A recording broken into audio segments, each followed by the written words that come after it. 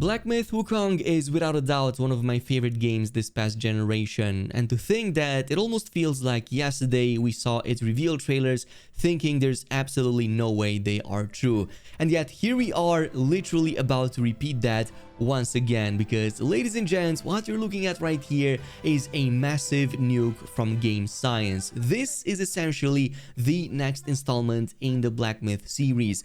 However, during yesterday's Gamescom presentation, they also announced that there is more awaiting for us in Wukong as well, so there's lots to talk about in this video, and let's dive right in. So what is Black Myth Zhong Kui? And by the way, I apologize if I'm completely butchering the name. Obviously, I don't really speak Chinese, so I am absolutely going to butcher the pronunciations. But with that out of the way, this is going to be another single-player ARPG in the Black Myth franchise, following the same business model as before. There's actually quite a bit of information that Game Science was able to share over here in the FAQ section of the game's website, which is, by the way, up at the time of making this video. And just like in the case of Wukong, it's going to share the same foundation rooted in ancient Chinese mythology and folklore.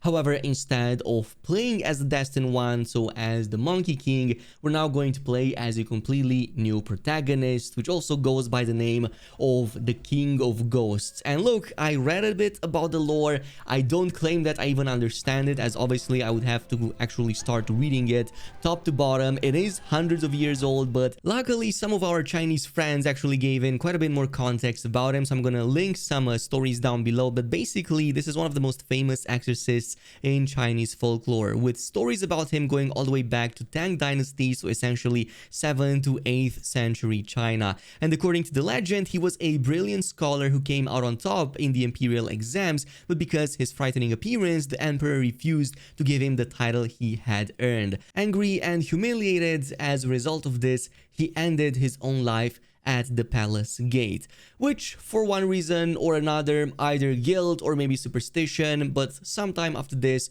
the emperor started having endless nightmares, almost as if he was cursed. Whether if it was indeed a curse or just a grave illness, one fateful night the emperor had a dream during which Zhong Kui introduced himself and had also sworn to rid the empire of evil, and coincidentally upon waking up, the emperor had completely recovered from said curse, hence getting popularized as the King of Ghosts. And just reading some of the lore bits over here, it seems to fit this style of gameplay pretty much like a glove. We of course also saw something like this in Black Myth Wukong as it is. We had all of the enemies, all of the types of monsters that we fought from the mythology, and it fit very well over there. All the 99 challenges felt like something super unique, but also drawing inspiration from such a rich lore. So honestly, I cannot wait to see what they have in store. But there's a big disclaimer over here, and that is that literally this is just a presentation trailer. They don't even have any gameplay to show at this point, because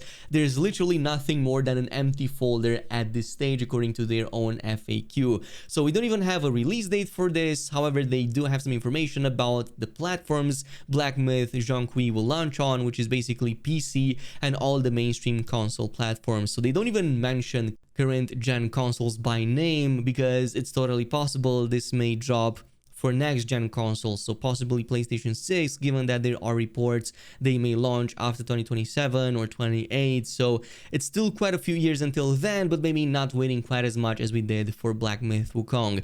And if you were wondering why are we getting this announcement this early, it's literally answered within the first question, because it's our tradition to report our progress to players on every August 20th. So expect more news about it, I guess, next year, also on August 20th. But this also brings us to the question about what happened to Black Myth Wukong. Is there still anything planned for it? And the good news is that yes, there absolutely still is. To all of the friends who love Black Myth Wukong, the westward journey won't end here, and that's basically the only thing they were able to confirm. Now, is that going to be a DLC? Like, for example, the patch that we got at the end of last year was actually quite big in terms of content. It did feature some new armors, new map menus over there, of course, also new Game Plus challenges that were actually very difficult, and quite a few other items on top. So is it going to be on that scale, or will it be something bigger? Because by this point, I am expecting something much bigger, maybe even something that expands a bit on the story. Now, I did revisit my leaks video back last year. There were quite a few data mines and possible leaks, but now looking at them, yeah, I'm about 99% convinced all of them were absolutely untrue. Maybe with the exception of the stuff that was actually data mined about the boss versions and whatnot. There were quite a few, bosses that didn't make it the final release version of the game, but are either part of the main story, or at the very least there are some data strings found via data mining. But of course, this still doesn't mean that they may be part of a future expansion. It's maybe something that was just pulled out the last minute.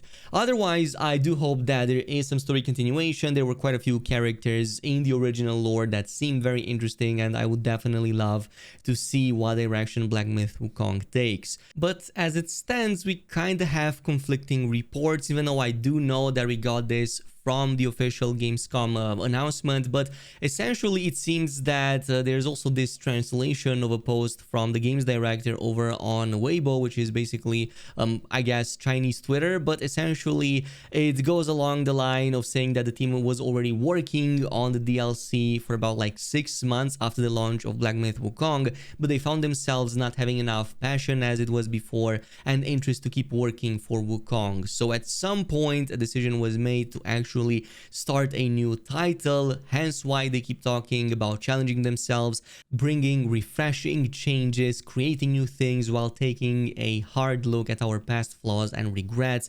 So obviously it's going to be very hard for them to actually match the same level as Black Myth Wukong had. And let's not forget about the fact that Journey to the West and the Monkey King are a much bigger piece of folklore and mythology than Zhong Kui. So obviously, it's probably not going to hit the same numbers like the 20 million in the first week or whatnot as Black Myth Wukong did. But I'm still expecting for some pretty big numbers given the fact that the studio now has some pretty good track record. Even with some of the performance issues, I still think that Black Myth Wukong was a freaking good game to play. So yeah, this is pretty much it with the update. Do let me know down below in the comments what you think about it. I'm also going to link some threads down below, including the one with the translation where you can go ahead and check it out for yourself. To me, it sounds like the DLC is kind of taking a step back right now compared to the actual sequel, which seems that the whole team is now fully engaged on. So yeah, this is pretty much it. Thanks so much for watching, and I'll see you in the next one.